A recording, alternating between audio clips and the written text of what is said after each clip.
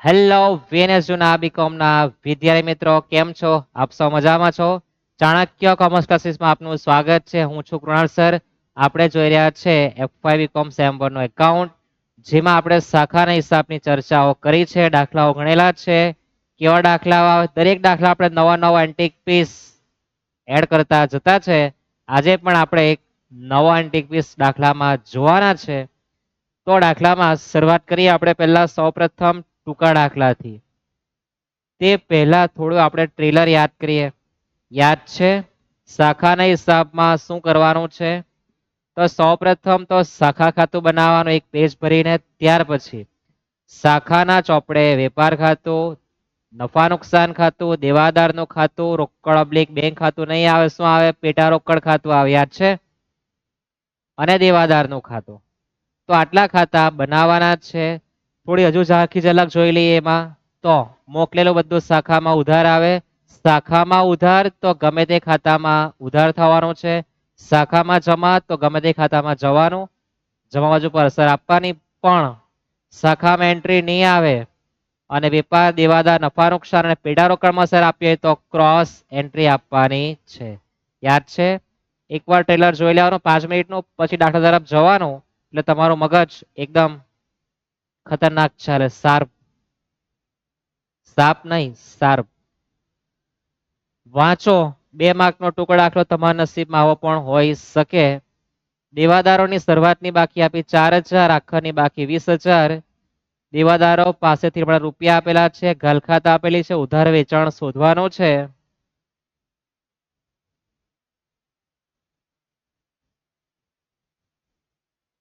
દેવાદારનું ખાતું બનાવવાનું. દાખલામાં બધી જ માહિતી દેવાદારની છે. દેવાદારનું ખાતું બનાવો. દેવાદારનું ખાતું આપણે શીખ્યા જ છે, યાદ છે ને? ઉધાર બાદ શું લખવાનું આવે? બાકી આગળ લાવ્યા અને જમા બાજુ બાકી આગળ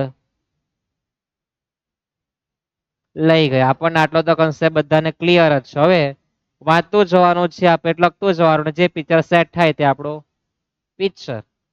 તો સૌપ્રથમ શરૂઆતની બાકી આપી 4000, આખરની બાકી આપી છે 20000. દેવાદારો પાસેથી રૂપિયા મળેલા છે રોકડા 8750 અને ઘાલખાત પડી છે 250 રૂપિયાની.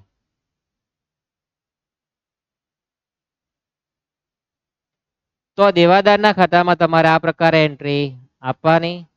શરૂઆતની બાકી ઉધાર, છેવટની બાકી જમા. દરેકને ખ્યાલ છે, બાકી બધું દેવાદારમાં જમા જ થાય. ભાગ્ય જ ઉધાર બાજુ પર આવું. ભાગ્ય જ ઉધાર બાજુ કોણ આવે? તો એક તો ઉધાર વેચાણ આવે, નામંજૂર બતાવ અને દેવાદારો પર ઉધારેલું વ્યાજ. બાકી બધું જ જમા બાજુ પર છાપવાનું આવે, દેવાદારને જે લગતું હોય તે. તો તફાવત કરવા જવાનો. તફાવત તમારો ઉધાર બાજુ પર કેટલો આવે?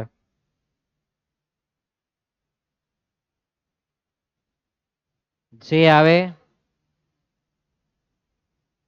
તે તમારું ઉધાર વેચાણ. કેલ્સી વાપરવાની. જમા બાજુનો સરવાળો પહેલા કરવાનો. 8750 પ્લસ 250 પ્લસ 20000, એમાંથી માઇનસ કરી દેવો 4000. તો 25000 રૂપિયા તમારું ઉધાર વેચાણ આવે અને તમારે 2 માર્ક લઈ લેવાના. કેટલું સરળ વસ્તુ હતું, છે ને? સિમ્પલ. અઘરી વસ્તુ બિલકુલ નથી. તમારે યાદ રાખવાનું છે કે કયું ખાતું બનાવવાનું છે, શા માટે બનાવવાનું છે, એનો તમારો કન્સેપ્ટ ક્લિયર હોવો જોઈએ. પછી તમારા 2 માર્ક ખિસ્સામાં આવી જવાના છે. હવે દાખલા આપણે જે 14 માર્કનો તે જોવાના છે. નામ છે બિચારાનું રાજકોટનો રોનક. કોઈ બિચારાની, બધા બહુ ખતરનાક વ્યક્તિ જ હોય. વેપારી હંમેશા નફાના ઉદ્દેશથી ધંધો કરતો હોય, ખોટ ખાતો જ નહીં હોય. તો દરેક ધંધામાં નફો થાય એવું પહેલા વિચારવાનું, ખોટા તેની વાત પછી દેખા જાયગા. તો છે રાજકોટના રોનક મુંબઈમાં એક શાખા ધરાવે છે. એમ કે જે શાખાને વેચાણ કિંમત પર 20% નફો. વેચાણ કિંમત પર 20% નફો એટલે વેચાણ કિંમતનું બીજું નામ ભરતિયા કિંમત. ખબર છે ને? હા. તો ભરતિયા કિંમત પર 20% નફો ચડાવીને માલ ભરતિયા કિંમતે મોકલે. ભરતિયા કિંમત ક્યાં ક્યાં યાદ કરવાની? મોકલેલો માલ પરત માલ, શરૂઆતનો સ્ટોક, છેવટનો સ્ટોક. જો ભરતીયા કિંમત આપ્યો હોય તો આપણે સામે નફો લખવાનો અને બાદ કરીને ક્યાં જવાનું આવે યાદ છે ને, વેપાર ખાતામાં. તો 31/3/20 ના રોજ આપણને સૂચના આપી જ છે કે ભાઈ તમારે સખા ખાતું બનાવવાનું, વેપાર ખાતું, નફા નુકસાન ખાતું આટલું તૈયાર કરવાનું છે. દેખાય ને દરેકને કયા ખાતા? શાખા ખાતું છે, શાખાનું વેપાર ખાતું, નફા નુકસાન ખાતું અને દેવાદારની માહિતી આપી છે. દેવાદાર ખાતું બનાવવાનું, પેટા રોકડની માહિતી આપી છે એની પણ ખાતું બનાવવાનું. વિગત 1/4/20, 1/4/19. તો તમને દાખલામાં શરૂઆતની બાકી અને છેવટની બાકી જો ઊંધી આપી, આ આપણો પહેલો એન્ટિક પીસ છે. કીધું છે કે દરેક દાખલામાં આપણે 9 લાવવાના છે. દાખલા ભલે આપણે 10 જ જોવાના છે. કેટલા? 10 જ. પણ 10 દાખલામાં અલગ અલગ પ્રકારનું બધું જ વિશિષ્ટ આવે છે. મરી મસાલા બધું આપણે જોઈ લેવાના છે. પછી પરીક્ષામાં જે આવે તે એનાથી વિશેષ કઈ આવવાનું નથી. એટલે જેટલા બી મરી મસાલા છે આપણે બધા જ અજમાવી જોવાના છે. આપણું આ રસોડું છે સમજીને ધંધે લાગી જવાનું. તો શરૂઆતનો સ્ટોક 19 નો કહેવાય, છેવટના આખાનો સ્ટોક કહેવાય. આવું ઊંધું પણ તમને આપી શકે. એન્ટ્રી તમે જોઈ શકો. નંબર 2 માં બધા વ્યવહારો આપેલા છે. હવે દરેકને વ્યવહાર બધા ખબર જ છે કે શાખામાં ઉધાર, વેપાર ખાતામાં ઉધાર, શાખામાં ઉધાર, પેટા રોકડમાં દરેકને ખ્યાલ તો છે જ. નિયત એકવાર એટલે હજુ જોઈને આવજો, પછી જોવા બેસશો. પછી તો દાખલો જો નહીં આવડતો તમે કોમેન્ટમાં કોમેન્ટ કરી શકો સર હજુ ભેજામાં કઈ ગયો નથી. ત્યાર પછી નંબર 3 આપણે દાખલો જોયો જ છે કે ભાઈ મુખ્ય ઓફિસ કેટલા રૂપિયા મોકલે એ શાખામાં ઉધાર, જે ચૂકવે નફા નુકસાન વેપાર ખાતામાં ત્યાં લખવાનો છે. અને આપણો ઘસારો તો આવવાનો જ છે. છેલ્લે વિધાન આપ્યું છે કે માલ અંગેના તમામ વ્યવહારો ભરતીયા કિંમતના છે. તો માલ અંગેનો પહેલો વ્યવહાર માલ સ્ટોક એ ભરતીયા કિંમતે છે. ત્યાર પછી આ મોકલેલો માલ, ત્યાર પછી આ પરત માલ, આ બધા ભરતીયા કિંમતે છે. તમને આવી સૂચના આપી છે. રકમ વાંચવી, વાંચ્યા બાદ થોડું સમજવાનું, સમજ્યા બાદ ઉતાવળ કરવી નહીં. શાંતિપૂર્વક દાખલો ગણવો. 14 માંથી 14 માર્ક બધાના જ આવે, પણ ધીરજ રાખવી, ઉતાવળ કરવી નહીં. તૈયાર કરીએ આપણે માયરું. તો પહેલું જે માયરું છે એ આપણું કોનું છે? શાખા ખાતું યાદ છે ને?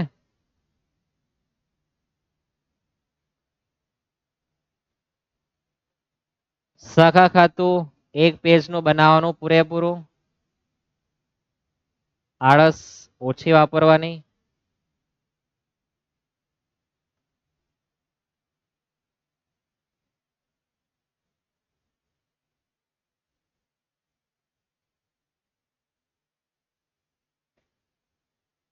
ત્યાર પછી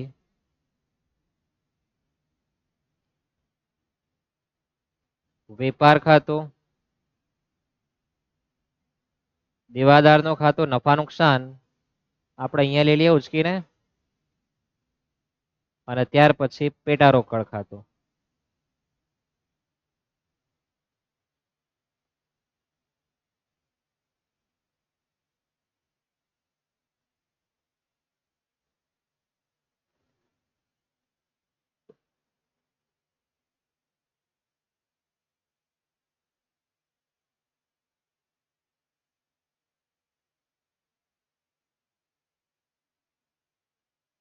માણસ સીધો તો લીટી સીધી આવે અને માણસ વાગો ચૂકો હોય તો લીટી વાગી ચૂકી આવવાની છે. તમારા ઉપર આધાર રાખે તમે કેવા માણસ છે.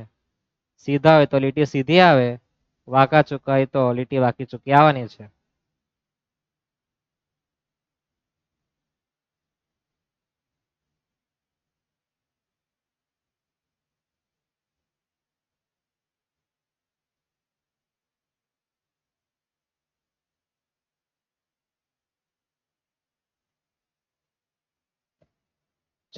લીટી દોરવામાં ઉતાવળ કરવાની, એના કોઈ માર્ગ આપવાના નથી. પણ જો લીટી નહીં દોરે તો માર્ક કાપી લેવામાં આવશે. આવી સૂચના તમને કહેવામાં આવતી નથી.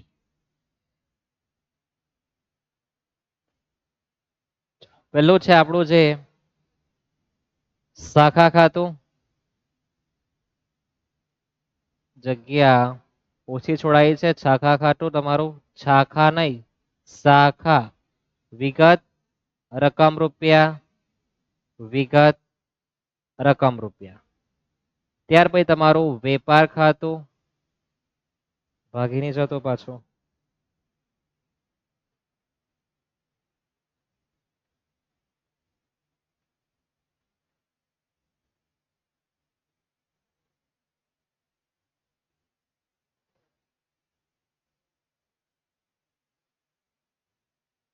તો ભાગી વધારે જતો છે.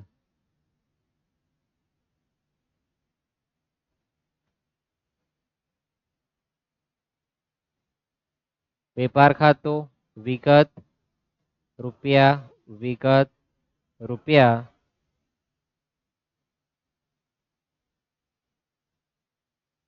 દેવાદાર નું ખાતું વિગત રૂપિયા, વિગત રૂપિયા. નફા નુકસાન નું ખાતું એમાં વિગત રૂપિયા, વિગત રૂપિયા. પેટા રોકડ ખાતું આ તમારા ખાતા છે. સમય ભલે મને 2 મિનિટ નો લાગે પણ તમને આનો ખ્યાલ આવવો છે કે રીતના તૈયાર કરવાનો છે. શાખા ખાતામાં ઉધાર બાજુ પર યાદ છે ને શું કરવાનું? બાકી આગળ લાવ્યા મિલકત ની આવે એનું ટાઇટલ આપી દેવાનું. જમા બાજુ બાકી આગળ લાવ્યા કોના આવે? દેવાના. ઉધાર બાજુ બાકી આગળ લઈ ગયા કોના? દેવાના. અને જમા બાજુ બાકી આગળ લઈ ગયા કોના? મિલકતના. આ 4 શીર્ષક આપી જ દેવાના.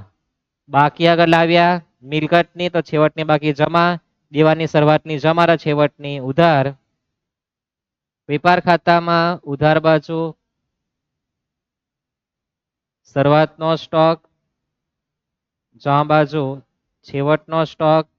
દેવાદાર ખાતામાં ઉધાર બાજુ બાકી આગળ લાવ્યા, જમા બાજુ બાકી આગળ લઈ ગયા. નફા નુકસાનમાં કઈ નહીં લખવાનું. પેટા રોકડમાં 4 એન્ટ્રી લખી દેવાની પહેલેથી જ બધી તૈયાર રાખવાની. પેટા રોકડ ખાતામાં વિગત રકમ તો બધી બાકી જ છે. ઉધાર બાજુ બાકી આગળ લાવ્યા મળેલ પેટા રોકડ, જમા બાજુ પર પરચુરણ ખર્ચ અને બાકી આગળ લઈ ગયા. આ તમારે તૈયારી શરૂઆતથી જ રાખવાની છે.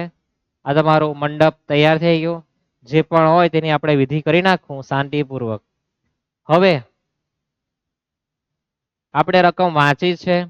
શરૂઆતની બાકી આ છે, છેવટની બાકી આ છે. તમને દેખાવું જોઈએ 19 એ શરૂઆતની બાકી છે, 20 આખરની બાકી છે. શરૂઆત ક્યાંથી કરવાની? તો પહેલા બાકી લખી દેવાની. પહેલા શરૂઆતની બાકી લખી દેવાની, ત્યાર પછી છેવટની બાકી લખવાની. પછી તમારે બધા જ વ્યવહાર પૂરા કર્યા કરવાના. તો શરૂઆતનો સ્ટોક છે 225. 19 એ શરૂઆતની બાકી કહેવાય. શરૂઆતનો સ્ટોક છે 225.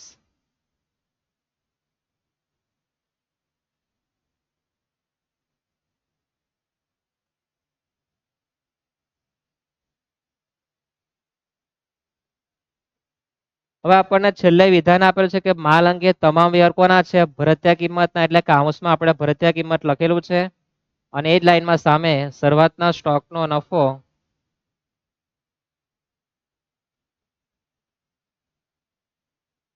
તો નફા માટે પણ આપણને સૂચના આપી છે ઉપર કે વેચાણ કિંમતના 20%. વેચાણ કિંમતનું બીજું નામ ભરતીય કિંમત.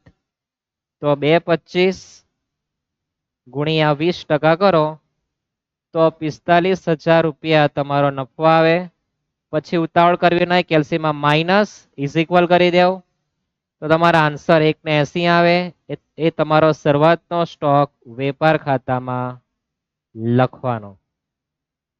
ત્યાર પછી છેવટનો સ્ટોક આપ્યો છે 180. તો છેવટનો સ્ટોક શાખામાં કઈ બાજુ? કઈ બાજુ? જમા બાજુ. પણ શરૂઆતનો સ્ટોક ઉધાર, છેવટનો સ્ટોક જમા. માલ સ્ટોક લખે તો પણ વાંધો નહીં. કેટલા છે? 1,80,000. બધા ભરતિયા કિંમતે છે. તો કૌંસમાં શું લખવાનું? ભ કી એટલે ભરતિયા કિંમત. એ જ લાઈનમાં ઉધાર બાદ શું લખવાનું? છેવટના સ્ટોકનો નફો. છેવટના સ્ટોકનો નફો. નફો કેટલો ચાલે? 20% યાદ છે ને? 1,80,000 ગુણ્યા 20% એટલે 36,000. પછી માઇનસ ઇઝ ઇક્વલ કરી દેવ 1,44,000. યાદ રહેશે. શરૂઆતનો સ્ટોક શાખામાં બી ઉધાર, વેપાર ખાતામાં ઉધાર, છેવટનો સ્ટોક શાખામાં જમા અને વેપાર ખાતામાં જમા. ત્યાર પછી આપણને કોને બાકી આપી છે? દેવાદારોની. દેવાદારો શરૂઆતના 1 ને 20, છેવટના ક્વેશ્ચન માર્ક છે તો લખી દઈએ દેવાદારો.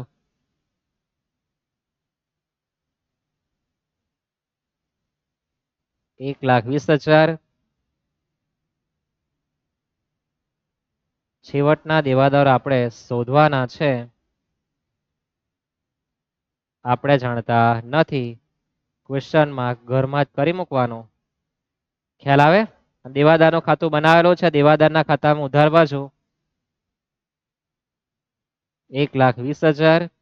છેવટના ગોતવાના છે. તો ભાઈ આવે ત્યારની વાત ત્યારે. ખ્યાલ આવે? દેવાદારો શરૂઆતના કેટલા? 1 ને 20. ઊંધી બાકી આપી છે. 19 શરૂઆતની કહેવાય, 20 આખરની કહેવાય. ભૂલાવું જોઈએ નહીં. ભૂલી ગયા તો પિક્ચર ભૂલ્યા થવાનું છે. પેટા રોકડ શરૂઆતના 1,500 અને છેવટના ક્વેશ્ચન માર્ક.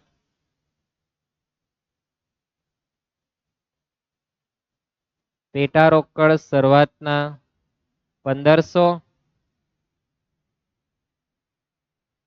છેવટની પેટા રોકડ ક્વેશ્ચન માર્ક છે.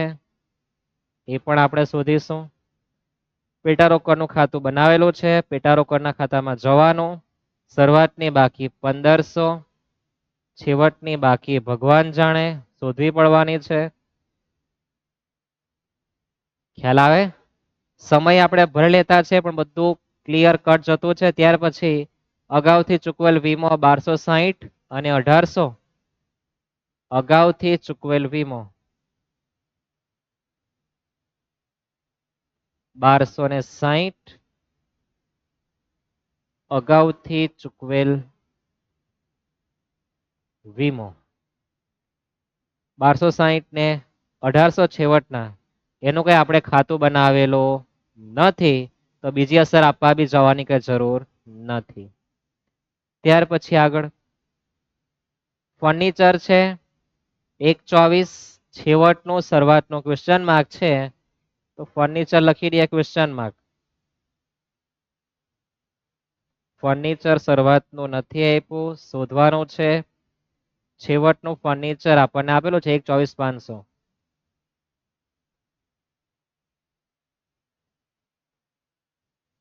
$1,24,500 અને ફર્નિચરનું આપણે ખાતું બનાવેલું નથી.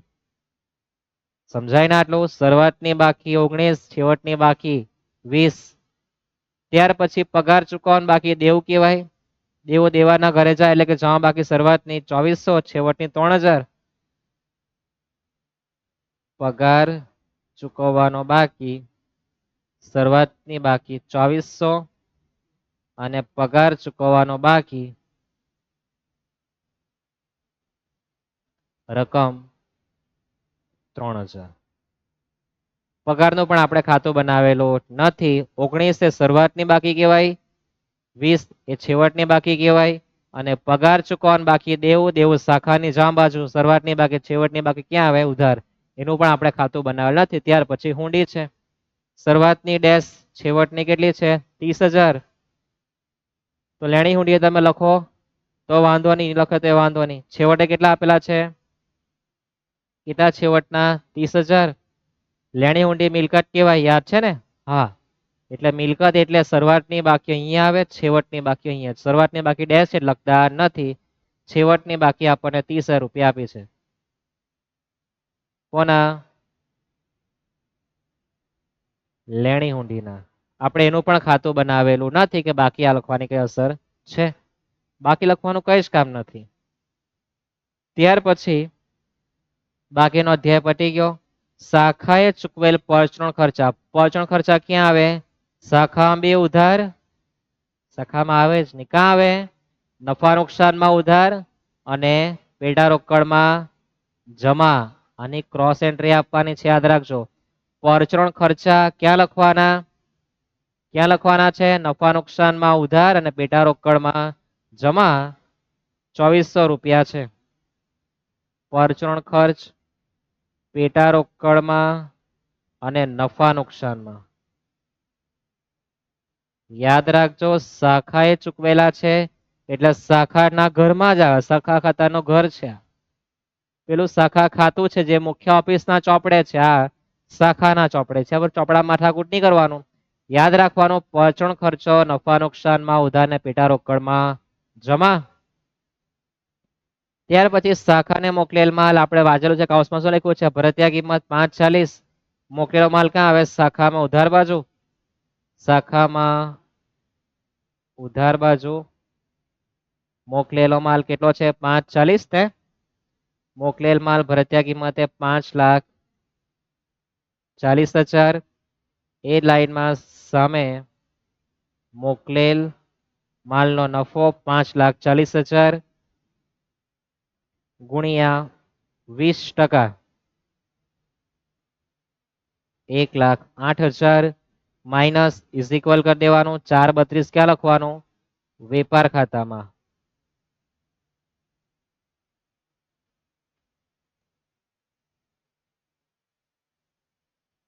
$4,32,000 મુખ્ય ઓફિસ મોકલે શાખાને મળે એટલે તમે અહીંયા મળેલ માલ પણ લખી શકો અથવા મોકલેલ માલ લખો તો એ વાંધો નહીં, ચાલી જવાનું છે બધું જ. ત્યાર પછી શાખાને મોકલેલ ફર્નિચર કેટલું? 60,000. તો મોકલેલું બધું શાખામાં ક્યાં આવે? ઉધાર બાજુ પર.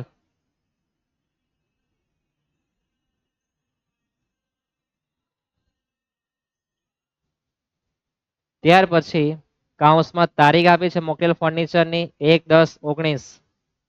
તો કાઉન્સમાં 1/10/19 કેમ લખવાનું? તો એ ઘસારા માટે તમને કામ લાગવાનું છે. મોકલેલ ફર્નિચર ખાતું બનાવેલું આપણે નથી તો બાકીની કે અસર આપવાની જરૂર નથી. ત્યાર પછી આગળ જો, તો ત્યાર પછી શાખાને મોકલેલ પેટા રોકડ. મોકલેલ બધું ક્યાં આવે? શાખામાં ઉધાર બાજુ અને પેટા રોકડમાં ઉધાર બાજુ. તો મોકલેલ પેટા રોકડ કેટલી છે? 1,800. તો મોકલેલ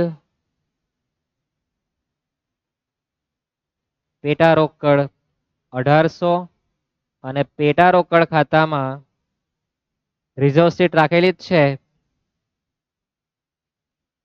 પેટા રોકડ ખાતામાં ઉધાર બસ, શાખામાં ઉધાર, પેટા રોકડ ખાતામાં શું થવાનું છે? ઉધાર થવાનું છે. ત્યાર પછી શાખાએ પરત કરેલ માલ. કોણે પરત કરેલો છે? શાખાએ. તો મોકલેલો માલ શાખામાં ઉધાર થતો હોય તો પરત માલ શું થવાનો છે? જમા. મોકલેલો માલ ઉધાર પરત શું થશે? જમા. તો સામે લખીએ આપણે પરત માલ અને માલના બધા જ વ્યવહારો ભરતિયા કિંમતના કીધા છે. તો આપણને જે કિંમત આપી છે કેટલી? 22,500. તો 22,500 એ ભરતિયા કિંમત કહેવાય. અને ઉધાર બાજુ પરત માલનો નફો.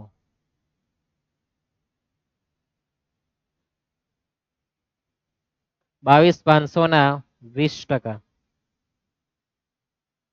22,500 ગુણ્યા 20% કરો, 4,500 રૂપિયા. માઇનસ ઇઝ ઇક્વલ કરી દો તો 18,000 રૂપિયા તમારે વેપાર ખાતામાં જમા કરવાના પરત માલ.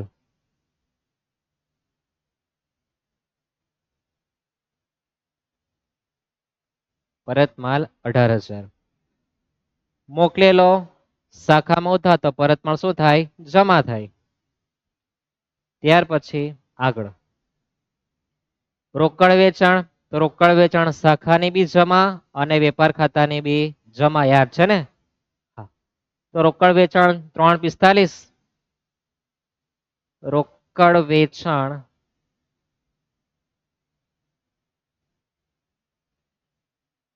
3,45,000 શાખાની બી જમા અને વેપાર ખાતામાં બી જમા બાજુ રોકડ વેચાણ 3,45,000. ત્યાર પછી ચોખ્ખું ઉધાર વેચાણ, ચોખ્ખું એટલે એકદમ નાઈ ધોઈને આવે તે. ચોખ્ખું એટલે શું? ઉપરથી પગ સુધી, માથાથી પગ સુધી નાહીને આવે તે, એટલે આપણું ચોખ્ખું ઉધાર વેચાણ. એકવાર બધું ગંદુ નીકળી જાય. ગંદુ એટલે શું? તો ચોખ્ખું ઉધાર વેચાણ એટલે કે જે વેચાણમાંથી વેચાણ પરત જે થાય ને તે બાદ થઈ ગયેલું હશે. ઉધાર વેચાણ ક્યાંથી જન્મે? દેવાદારના ઘરમાંથી. એટલે કે દેવાદારો જે માલ પરત કરે તે કપાઈ ગયેલો હશે. તો ઉધાર વેચાણ તમારી પર કેટલું છે? 5,13,000. ક્યાં લખવાનું ઉધાર વેચાણ 5 ને 13? વેપાર ખાતામાં જમા બાજુ ને 5,13,000 અને બીજી અસર દેવાદારના ખાતામાં ઉધાર બાજુ ઉધાર વેચાણ 5,13,000.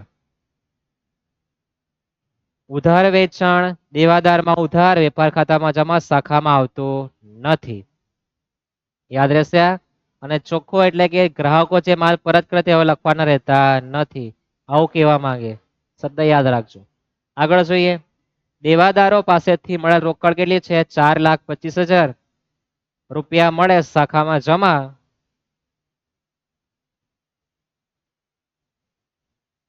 મળેલ રોકડ 4,25,000. મળેલ રોકડ 4,25,000. કૌંસમાં ગાલખાત સહિત ગાલખાતના કેટલા છે? 5,000. તો એની બીજી અસર ક્યાં આપવાની? તો નફા નુકસાન ખાતામાં ગાલખાત પરતના રૂપિયા લખવાના. કોના લખવાના? ગાલખાત પરતના.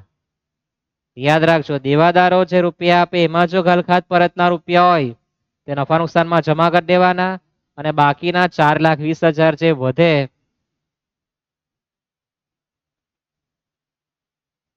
એ તમારે દેવાદારના ખાતામાં જમા કરવાનું મળેલ રોકડ. યાદ રાખજો, દેવાદારો પાસેથી મળેલ રોકડ જ્યારે આપે તે સમયે જેટલા રૂપિયા આપે 4,25,000 એ શાખામાં જમા કરવાના. એમાંથી ગાલખાતના રૂપિયા કા જમા કરવાના? નફા નુકસાનમાં. બાકી જે વધે તે દેવાદારમાં જમા કરવાનું છે. યાદ રાખવાનો, મહત્વનો પોઈન્ટ છે. ત્યાર પછી આગળ દેવાદારને આપેલ વટાવ. વટાવ ક્યાં? નફા નુકસાન ઉધારમાં, દેવાદારમાં જમા. કેટલો છે વટાવ? 15,000.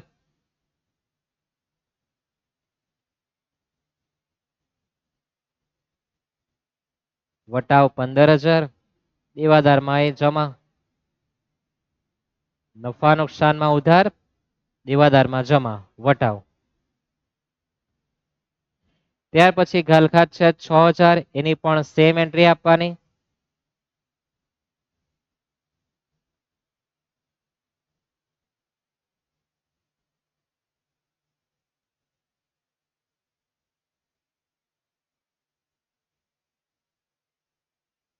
નફા નુકસાનમાં ઉધાર ને દેવાદારમાં જમા. વટાવ હોય, કસર હોય, ગાલખાત હોય, બધાની સેમ એન્ટ્રી. ત્યાર પછી ગ્રાહકોએ પરત કરેલો માલ છે આપણે હમણાં ખુલ્લી આંખે અને ખુલ્લા કાને સાંભળી ગયા કે ચોખ્ખું ઉધાર વેચાણ આપે ત્યારે ગ્રાહકો પરત કરે તેની કોઈ અસર આપવાની આવતી નથી, કારણ કે ધોવાઈ ગયેલું છે, બાદ થઈ ગયેલું છે. ગંદુ હતું તે બધું ધોઈ નાખ્યું, એટલે હવે ગ્રાહકો પરત કરે તે લખવાનું રહેતું નથી. ક્યારે લખવું પડે? જ્યારે માત્ર ઉધાર વેચાણનો ઉલ્લેખ હોય ત્યારે ચોખ્ખું હોય, એનો મતલબ કે ગ્રાહકે જે પરત કરે તે શું થઈ ગયેલું હોય? બાદ થઈ ગયેલું હોય. ત્યાર પછી ગ્રાહકો પાસેથી મળેલ લેણી હુંડી 60,000 રૂપિયા છે. તો લેણી હુંડી દેવાદારના ખાતામાં જમા કરવાની.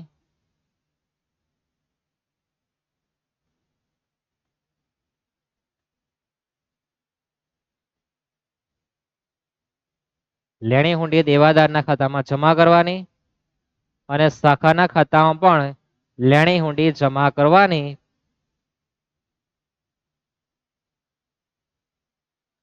$60,000 નહીં, કેટલા? 30,000. કેમ 30? તો તમે જોઈ શકો દેવાદારમાં 60 જમા કર્યા, શાખા ખાતામાં તમે એડવાન્સ વધારે હતા તો બાકી આગળ લઈ ગયામાં તમે 30,000 રૂપિયા રાખેલા, તો બાકી રહેવાના કેટલા? 30. દેવાદારમાં 60 જમા થયા, તો એ પણ 60 જમા થવા છે, તો 60 જવા માટે લેણી મોટી પરિસ્થિતિ 30 જમા જ છે, તો બાકી લખવાના કેટલા? 30,000. આ પાટિયા સિસ્ટમ. હવે તમને લેણી હુંડી મળી 60,000 ની, જેમાંથી તમે બાકી હુંડી વટાવવાની કેટલી રાખી છે? 30,000. તો તમે 30,000 ની હુંડી વટાવી લીધી છે, આવું કહેવા માંગે આ ચોપડીની ભાષા. પણ આપણે તો એટલું જ રાખવાનું કે લેણી હુંડી 60,000 રૂપિયા દેવાદારમાં જમા, તો શાખામાં બી જમા થવું છે. શાખામાં જમા 30 થઈ ગયેલા, બાકી કેટલા રહેશે? 30,000. યાદ રહેશે? તમને જેવું લોજિક લગાવો તેવું. તમને વિશિષ્ટ જ્ઞાન છે તમારી પર, તેનો ઉપયોગ કરી શકો. બહુ મજા નથી આવતી, પાટિયા બેસાડી દેવ. આપણે તો જવાબ આવવો જોઈએ ને માર્ક આવવા જોઈએ. હા કે ના? ત્યાર પછી આગળ, આગથી નાશ પામેલ માલ 11,250, વીમા કંપનીએ 6,000 નો દાવો મંજૂર રાખેલો છે એવું કીધું. તો આગથી માલ નાશ પામે કેટલો? 11,250 નો વીમા કંપની કેટલા આપે?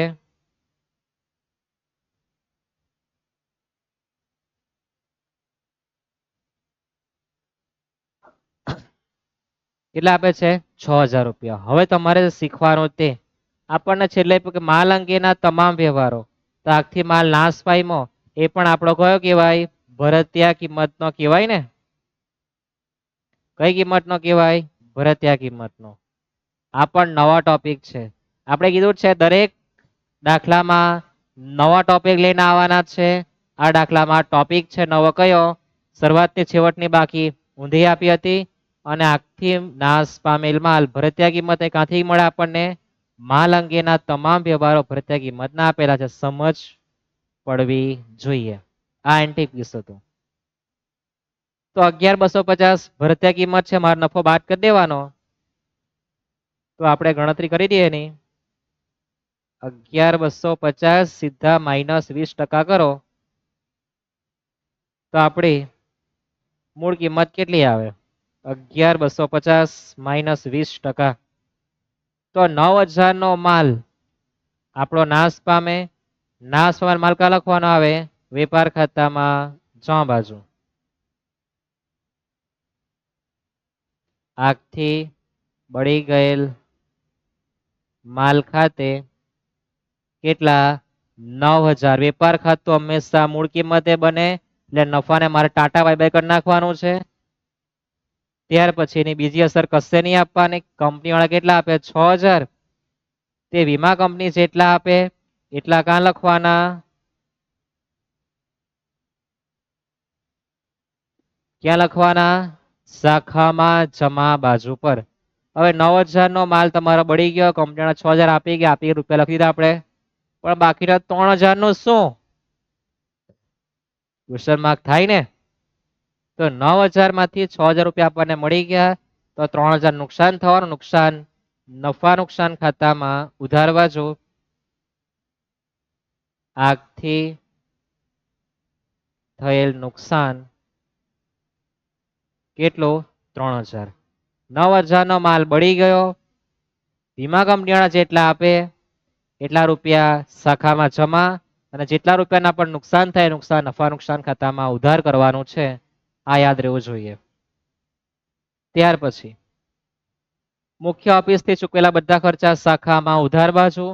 ચૂકવેલા બધા વેપાર કે નફા નુકસાનમાં જાઓ થાય ત્યાં લખવાના. હાથ પગ આપેલા જોઈન્ટ કરીને લખવાનું. આટલું આપણને યાદ છે. યાદ છે ને? તો પેલા ગાડી પર મજૂરી છે કેટલું? 12,000. મળેલા રૂપિયા એટલે તમને શાખા આપે તે, આ મુખ્ય ઓફિસ આપે તે. કોણ? મુખ્ય ઓફિસ. મળે ક્યાંથી? મુખ્ય ઓફિસ પાસેથી. એમાંથી આ શાખા વાપરે. તો મુખ્ય ઓફિસે આપેલા કેટલા છે? ગાડી પર મજૂરીના 12,000. તો અહીંયા રોકડ ખાતે શીર્ષક આપી દેવાનું, કાઉન્સમાં ખર્ચ પણ લખી દેવાનું.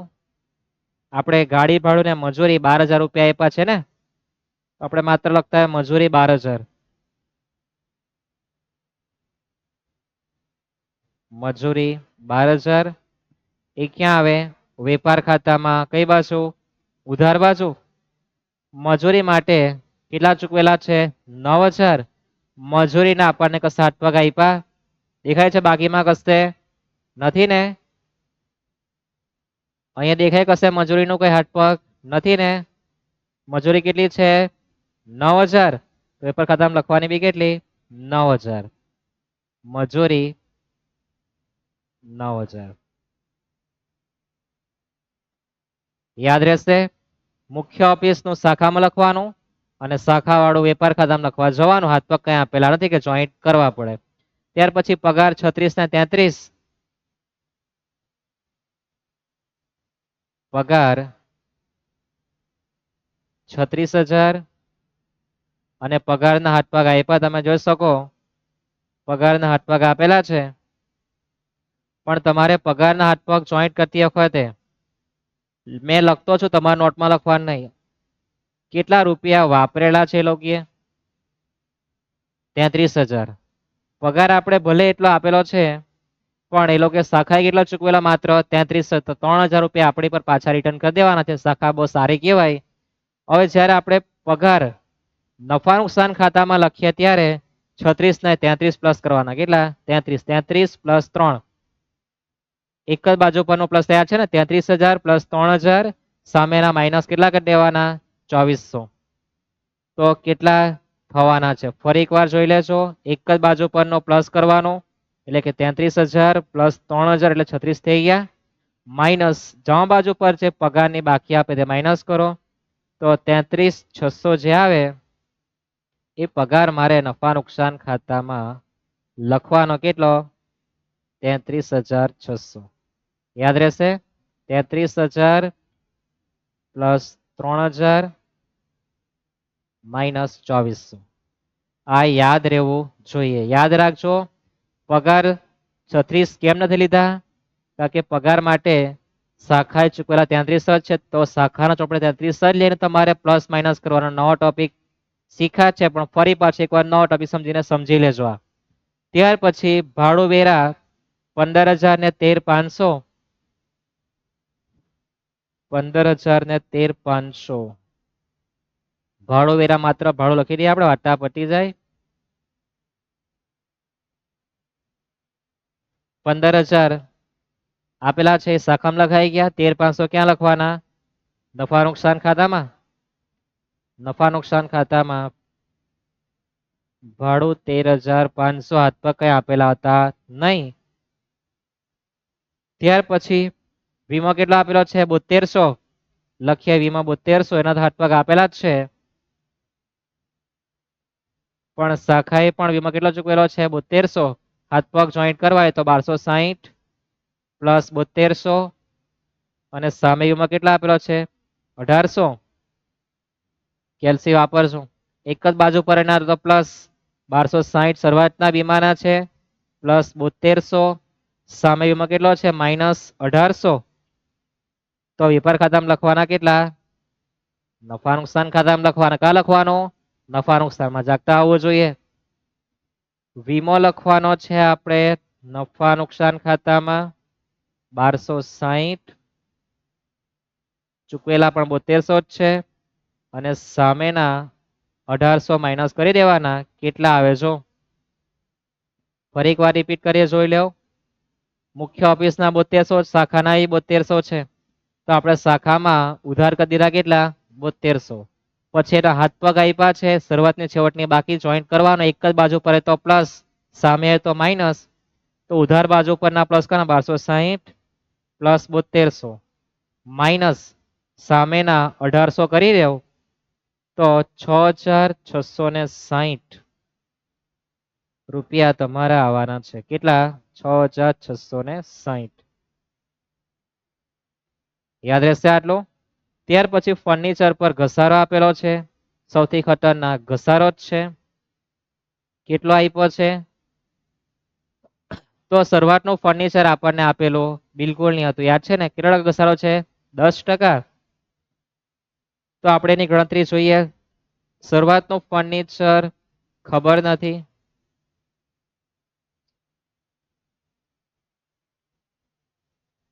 દેખાય છે ને બધાને? હા, તે દેખાવું જોઈએ. પછી શરૂઆતનું ફર્નિચર ખબર નથી, મોકલેલું તે આપણી પર ખબર છે કે 1-10-19 મોકલેલું, શરૂઆતનું ખબર નથી. એના પર આપણે ઘસારો કેટલો ગણવાનો છે? 10%. તો ઘસારો આપણે 10% ગણીએ તે રૂપિયા પણ આપણી પર નથી. પછી જે મોકલેલું છે એ આપણને ખબર છે કે 60,000 નું છે. હવે આ જે 10% જે ઘસારાના છે એ કેટલા માસના છે? 12 માસના. તો 6 માસના કેટલા આવે? 5%. સમજાયા? 12 માસના 10% થતા હોય તો 6 માસ કેટલા ટકા થાય? 5%. તો 60,000 ના 5% કરો તો ઘસારો કેટલો આવે? 3,000. તો તમારી બાકી કેટલી આવે? 57,000. હવે શરૂઆતની અને છેવટની આ મોકલેલી બંને બાકી ભેગી થઈને તમને કેટલી આપી છે? જો 1,24,500. સમજી લો ફરીથી, શરૂઆતનું ફર્નિચર નથી આપ્યું, મોકલેલું 1-10-19 છે. 1-10-19 31 3 20. કેટલા મહિના થયા? 6 મહિના. તો 12 માસનો ઘસારો 10% છે, વાર્ષિક છે ને? દેખાય ને બધાને? વાર્ષિક 10%. તો આખા વર્ષનો 12% હોય તો 6 માસનો કેટલો થવાનો? 5%. તો અહીંયા 5% ઘસારો એટલે 3,000 રૂપિયા. તો બાકી કેટલી આવે? 57,000. તો 1,24,500 માં તમારી પર બંને બાકી સમાયેલી છે. 1,24,500 માઇનસ 57,000 કરી દેવો.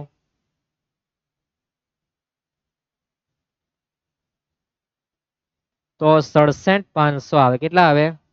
67,500. એ તમારી પહેલું જે ફર્નિચર શરૂઆતનું છે એની બાકી આવે. હવે બાકી કેવું છે? ઊંધી, તો આપણે ઊંધું કરી દેવાનું. આપણું ફર્નિચર ધારો કે 100 રૂપિયાનું હોય, 10 રૂપિયા ઘસાર, બાકી કેટલી આવે? 90. તો 67,500 ભાગ્યા 90% કરી દેજો તો તમારું શરૂઆતનું ફર્નિચર 75,000 રૂપિયાનું હશે. કેટલાનું? 75,000 નું. મોકલેલું 100 ધારી લેવાનું, ઘસારો 10, બાકી કેટલી આવે? 90. 67,500 ભાગ્યા 90 ગુણ્યા 100 કરી દેવ. 75,000. હવે 75,000 નો ઘસારો તમારો કેટલો આવે? 7,500. અને પેલાનો ઘસારો કેટલો? 3,000.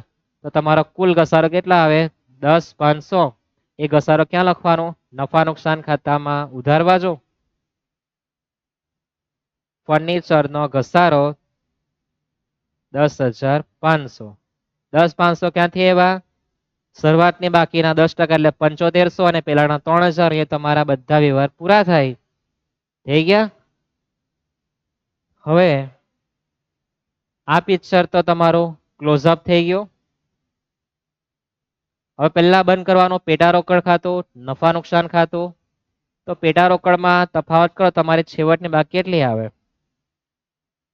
તો શરૂઆતના આપેલા છે 1,500 પ્લસ 1,800 માઇનસ 2,400 કરો તો છેવટના તમારા 900 રૂપિયા આવવાના છે. કેટલા રૂપિયા આવે? 900. એના માટે તમે રિઝર્વ સીટ રાખી છે પેટા રોકડની કેટલી? 900. ત્યાર પછી બંધ કરીએ આપણે દેવાદારનું ખાતું. તો 1,20,000 પ્લસ 5,13,000 ટોટલ 6,33. એમાંથી ઉધાર માઇનસ કરી લખો જમા બાજુનો. Minus 4,20,000 minus 15,000 minus 6,000 minus 60,000.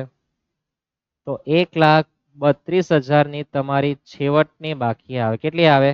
1,32. તો દેવાદારો તમારા 1,32,000. બંધ કરીએ આપણે સગા ખાતું, પછી બાકીનું બંધ કર્યા કરે. શાખા બંધ કરો, વાંધો નહીં. જે આવે તે આપણો ચોખ્ખો નફો કે ચોખ્ખી ખોટ, આપણે વિચાર કે નફો જ થવો જોઈએ. હવે આપણે મનોકામના રાખવાની. તમારા માટે એક પ્રશ્ન છે. તમને બધાને ખબર જ છે કે વૃક્ષ પર ફળ આવે, બરાબર? વૃક્ષ પર, દરેક વૃક્ષ પર ફળ આવે. તેવું કયું વૃક્ષ છે કે જેના પર એક જ વખત ફળ આવે પછી એ વૃક્ષ પર ફરી પાછા ફળ આવતા નથી? મગજ વાપરજો. પ્રશ્ન સમજાયો ને? એવું કયું વૃક્ષ છે કે જેના પર માત્ર એક જ વખત ફળ આવે પછી એ વૃક્ષ પર ફળ આવતા નથી? વૃક્ષ એટલે આપણું ઝાડવું. તો કયા વૃક્ષ પર એક જ વખત ફળ આવે પછી આવતું નથી, પછી એ વૃક્ષને આપણે કાપીને ફેંકી જ દેવું પડે? કયું છે તમે કોમેન્ટ કરીને જણાવી શકો. સરવાળા કરીએ, જમા બાજુનો ઉધાર માઇનસ કરી નાખીએ, આપણે નફો થવો જ વિચારીએ. 45,000 plus 2400 plus 345 plus 30,000 plus 1,08,000 plus 22,500 plus 4,25,000 plus 6,000 1,80,000 1,32,000 plus 900 plus 1,800 1,24,500 વત્તા 30,000, તમારો સરવાળો થાય 14,53,100. એમાંથી માઇનસ કરો 2,25,000 minus 1,20,000 minus 1,500 minus 12,60 minus 75,000 minus 540 minus 60,000 minus 1,800 minus 4,500 minus 12,000 minus 36,000 minus 15,000 minus 7200 minus 36,000 minus 3,000.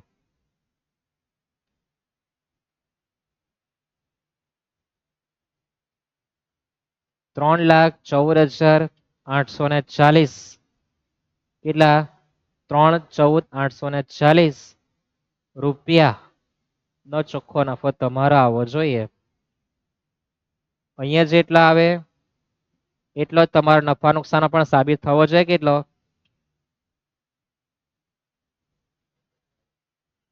એમાં પણ તમારો સાબિત થવો જોઈએ કેટલો?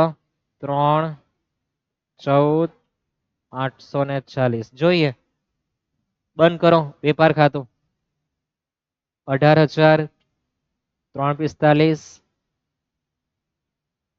5,13,000 પ્લસ 9,000 પ્લસ 1,44 માઇનસ ઉધાર બાજુનું કરો 1,80 માઇનસ 4,32 માઇનસ 9,000 કરો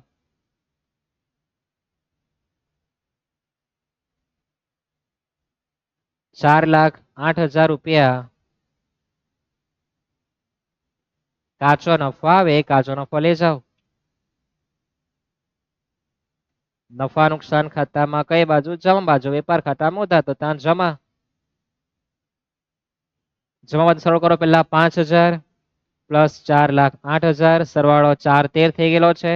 માઇનસ કરીએ 2,400 minus 15,000 minus 6,000 minus 3,000 minus 33,600 minus 13,500 minus 66,60 minus 10,500. તો તમારો આન્સર તફાવત ભરેલા આવતો છે 3,14,840. 7,500 રૂપિયા કઈ લખવાનું તમારું બાકી રહી ગયું. એમ કે શું બાકી રહી ગયું? તો તમારો ઘસારો પણ આવી ગયો. 7,500 રૂપિયાનું શું બાકી રહી ગયું? કઈ તમારો ચોખ્ખો નફો સાબિત થતો છે.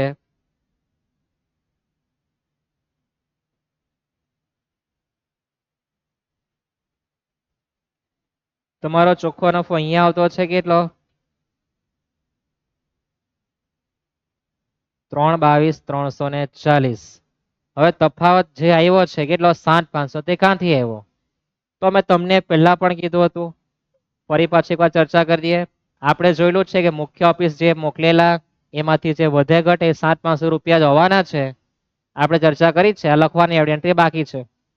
12,000 પ્લસ 36,000 પ્લસ 15,000 પ્લસ 7200 કરો તો આપણને મુખ્ય ઓફિસે 70,200 મોકલેલા. એમાંથી કેટલા વાપર્યા? જો 9,000 પ્લસ 33,000 પ્લસ 13,500 પ્લસ 7200. તો તમે 62,700 વાપર્યા, તો જેટલા રૂપિયા વધે ને એટલા આપણે શાખાને પરત કરી દેવાના 7,500. તો 7,500 રૂપિયા આપણે અહીંયા લખવાના બાકી છે શાખામાં જમા બાજુ પર.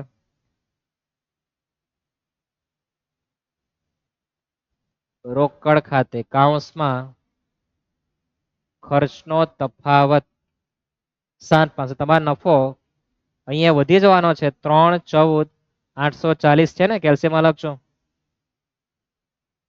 એમાં પ્લસ કરી દો 7,500.